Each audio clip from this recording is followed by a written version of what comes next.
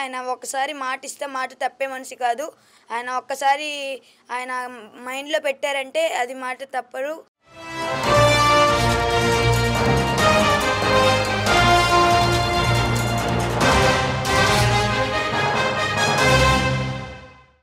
Hi, నీ name ఏంటి?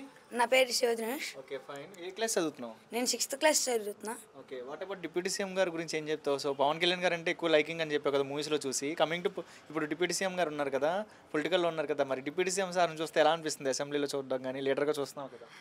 ఆయన మంచి మనసున్న వ్యక్తి. ఓకే, ఇప్పుడు ఇంట్లో ఇంతకు ముందు అయితే ఇంట్లో ఆడోళ్ళని బయటికి పంపేయాలన్న భయంతో పంపించేవాళ్ళు. కానీ ఇప్పుడు మాత్రం పవన్ కళ్యాణ్ మీద ధైర్యం పెట్టుకొని నమ్మకం ఉంటేనే పంపిస్తున్నారు. ఇప్పుడు ఫ్రీడమ్ ఇచ్చిన పవన్ కళ్యాణ్కి నేను ఒక సెల్యూట్ కొట్టచ్చు.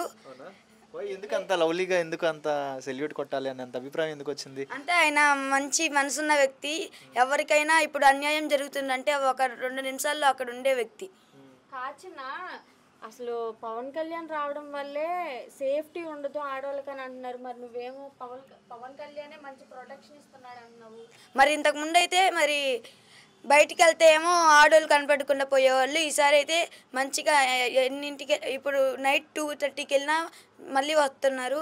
అది పవన్ కళ్యాణ్లో నాకు నచ్చింది. అంటే చూసాం కదా చిన్న, మనం ప్రివ్యూస్లో చిన్న పిల్లలు సైతం 3 నెలల పిల్లను కూడా చంపేశారు. అలాగా వయసుతో సంబంధం లేకుండా ఆడవాళ్ళ మీద చాలా అంటే చాలా అత్యాచారాలు అవి జరిగినాయి. మరి ఇప్పుడు పవన్ కళ్యాణ్ అన్నాడు తప్పు చేస్తే వదిలేదే లేదు, తప్పు చేసిన వాళ్ళని అని అన్నాడు కదా. నిజంగా తప్పు చేసే వాళ్ళకి తప్పు చేయాలన్నా పవన్ కళ్యాణ్ అంటే భయం పుట్టిద్దంటావా?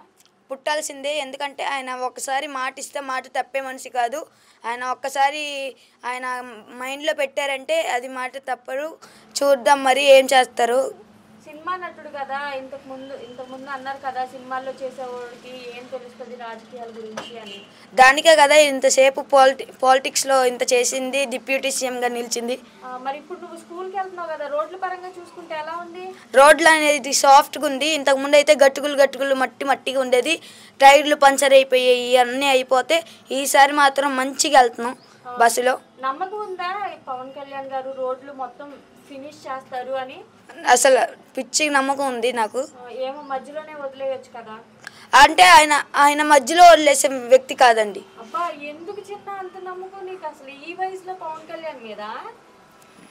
సినిమాలు చూసి ఇష్టమా లేదంటే పాలిటిక్స్ లోకి వచ్చాక? డయాట్ ఫ్యాన్. మరి మంచి చేస్తాడా ప్రజలకి? కంపల్సరీ. ఎలా అనిపించింది పవన్ కళ్యాణ్ రూలింగ్? బాగా చేస్తారు రూలింగ్ కూడా. 100% గ్యారంటీ ఇస్తాను నేను. ఆయన మీద ఒక్క రిమార్క్ గా ఉండకూడదని. ఓకే, ఆడవాళ్ళకి మరి ఒక అండగా ఉంటాడంటావా? ఇటువంటి అత్యాచారాలు జరగకుండా ఆపుతాడంటావా? కంపల్సరీగా. ఏం చెప్తావు మరి పవన్ కళ్యాణ్ గురించి ఒక మాటలో? పవన్ కళ్యాణే అసలు రియల్ హీరో. చిన్న, మరి నువ్వు రియల్ హీరో అంటున్నావు కదా, ఇప్పటి వరకు ఏ లీడర్స్ కూడా వెళ్ళని ప్రాంతాలకు మరి పవన్ కళ్యాణ్ వెళ్ళాడు కదా. వైజాగ్ దగ్గర తెలుసా నీకు? రోడ్లు శాంక్షన్ చేసి వచ్చాడు. ఏం చెప్తావు మరి దాని గురించి? ఎవరు వెళ్ళలేని అంత ధైర్యంలో కూడా వెళ్ళాడంటే గ్రేట్ అది. ఓకే, మీలాంటి వాళ్ళకి మరి రాబోయే రోజుల్లో మంచి రోజులు ఉంటాయి అంటావా?